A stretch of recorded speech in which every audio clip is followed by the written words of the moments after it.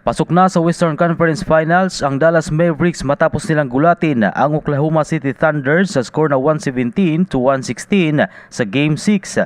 Nang ibabaw sa laro si Luka Doncic na nagtala ng 29 points, 10 rebounds at 10 assists habang mayroong tig 22 points sina Kyrie Irving at Derrick Jones. Hawak pa ng Thunder ang kalamangan sa score na 116-115 sa natitirang 20 seconds ng laro. Nagtangkang mag 3 points si PG Washington ng Mavs, subalit ito ay na-foul ni Shai Alexander. Naipasok ni Washington ang dalawang free throw nito na nagbigay ng kalamangan at panalo sa Dallas.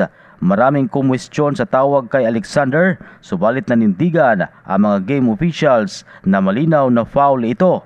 Dahil sa panalo ay hihintay na lamang ng Dallas ang sinumang manalo sa pagitan ng Denver Nuggets at Minnesota Timberwolves. Yan ang Balitang Sports. Ito si Ray Tampos para sa Radyo Alternatibo Balita Nationwide.